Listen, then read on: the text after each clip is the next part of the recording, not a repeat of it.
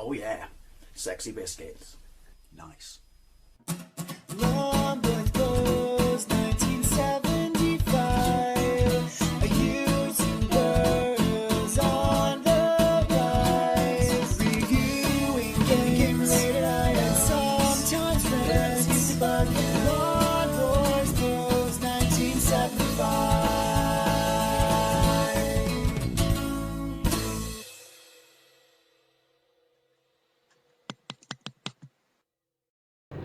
Hey YouTube, Long Boys Post 1975. That is, in fact, the golden arches you can see. I don't know why I'm clearing my throat now.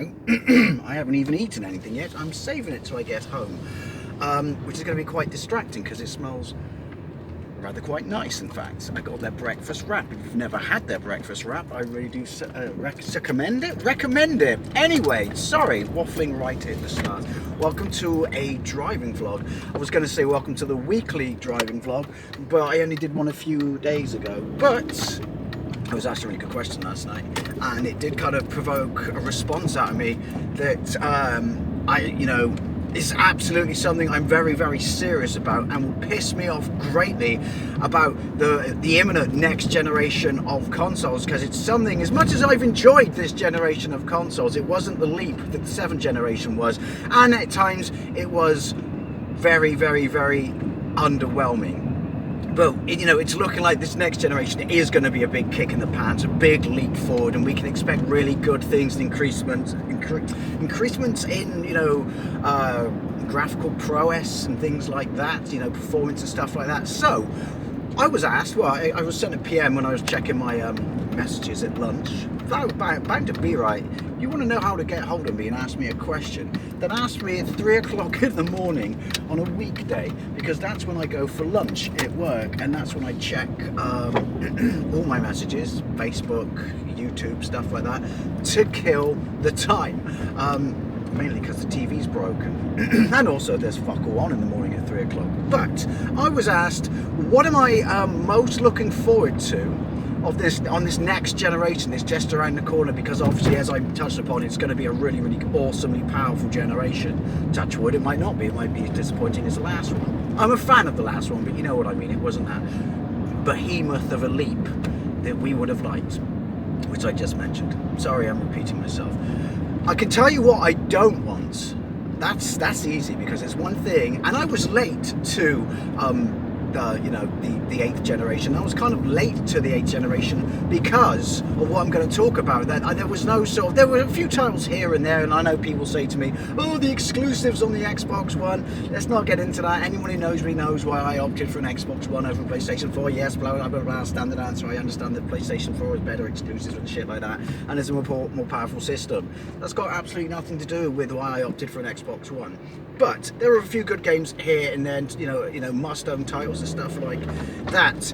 But there were large periods, massive droughts of anything sort of really exciting or killer apps, and that went, and at least towards up halfway through the life span of these systems. All the interesting stuff came out from halfway through, to now. And obviously, like most consoles, that rush up to the end is when we're getting all the really, really, really cool stuff and the killer apps, like Resident Evil 2 and things like that. But there were massive droughts on both systems. That's not exclusive to either of them, when there wasn't really any reason, I would say, to make that leap to this generation, whereas there was before. So what also annoyed me, and another reason, this because I put it in the title, it put me off making the leap, and which is why I do not want it from the next generation, is I don't want another generation of remasters. Now, before you say, well, some of them were amazing, yes, some of them were, but the point being, I think it really is safe to say, while not exclusive to this generation, it certainly happened on the 7th generation, but it certainly didn't happen anywhere near as much as it did to this, with almost very few, very small gaps between the original game and the remastered game that will come out on PlayStation 4 and the Xbox One. Grand Theft Auto 5, I'm looking at you.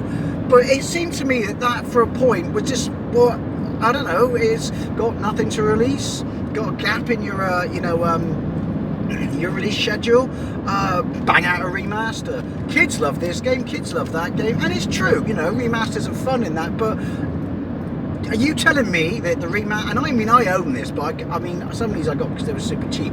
Are you telling me that the, you know, Modern Warfare Remastered is so much more impressive and delivers so much more an experience than the original one, you know, from 10 years ago, 12 years ago? Of course it doesn't. That game relies on gameplay. In fact, if anything, you could say they ruined the online experience. I mean, the same with Grand Theft Auto 5. Yeah, it looks, you know, a lot better, but does it look so much better to the point where if you never upgraded to it and it was just, you know, backward compatible on that system, it would have, you know, you really would have felt like you were missing out? Did it pack that much more punch? No, again, it comes down to the crux of anything that's fantastic about the Grand Theft Auto games. It's just that compelling, addictive, go anywhere, do anything, you know, go mental aspect of the gameplay. It didn't really need a remaster, you know, and these are just two examples, but it was just remaster after remaster after remaster, and it felt to me that it was just, you know, it was clunking up these systems libraries with unnecessary games that, as I said, weren't that much better than the, you know, the unmastered version of them or whatever. And yeah, it was almost like it gave producers or not developers, companies releasing games an easy option or an easy way out. So they didn't, I don't know, I felt it was cluttering up catalogues when there could have been people really taking, maybe it was because it wasn't that much of a leap, in which case then why did we have this many remasters? But instead of just banging out, you know, games that already existed or perfectly playable and stuff like that, why weren't they trying to force the most out they could out of these systems like they are now in the last, you know, or the ends towards their gameplay? Like, you know, obviously look at Resident Evil, the graphics on this, you know, are absolutely fantastic, whether you're playing it on, you know, just the bog standard or the super standard. I want this generation, and I won't jump on board with it, you know, straight away. Like, it probably might not be 2 years like last year, but I'm going to make sure that we aren't going to be that generation of rinse and repeat, and that there are going to be, you know, a whole chunk of really awesome games coming out, and developers have committed and announced way in advance what's coming out before I, commit to these systems, because I do not want a repeat of the previous generation. I want them to push from day one as hard as they can the hardware, because if it's going to be this leap that we all think it is, then I want to experience that. I don't want a system that's got 1 foot in the future and half a foot, you know, in its past, or half a foot in its back catalogue. That's not what I want. I mean, this never used to happen, did it? Is it, like I said, an easy ticket to make money? Is it reliant on, is it even nostalgia when these games aren't that, you know, old? There is one thing I would like to say that remasters I can handle is stuff like your Crash Bandicoots, your Team Racing, you know, things like that, your Spyros, because they are so old, and their gameplay, I mean, this gameplay, as I said, which it shines on, the gameplay is fantastic on them and stuff like that, but, you know, they're 20 pushing 30 years old. They, like, go to town, go nuts on, you know, the shininess of the graphics with them. That's absolutely fine. I got no problem with that. But I don't want games that are barely 18 months to 2 years old to be the ones getting the treatment, like I said, you know, eating up, cluttering up parts of a catalogue that could be completely and utterly, you know, pick a lane, mate, pick a lane. What? Look at that, a taxi driver doesn't know how to drive. I'm as surprised as you, dumbass. Yeah, you know, I don't want chunks release schedules of companies to be cluttered up with stuff that we've already played, we've already had. I mean, in fact, if anything, go the route of Red Dead Redemption 1 on Xbox One X, which is, you know, if people want to buy a game that's not really that old, I mean, that's obviously older than a couple of years and stuff like that, but, you know, they went to town with you being able to play that on the Xbox One X. So if people want a remaster of something, then give them the option to have it by just announcing, having a separate part, you know, of your, your developers or whatever, saying, hey, here's a, you know, like they've done with the Xbox One X and all the sort of old school Xbox games, but, you know, do it for Xbox One games, I guess, I don't know.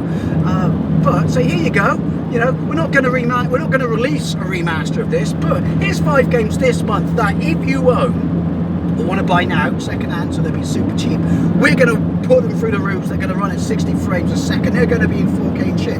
I got no problem with that.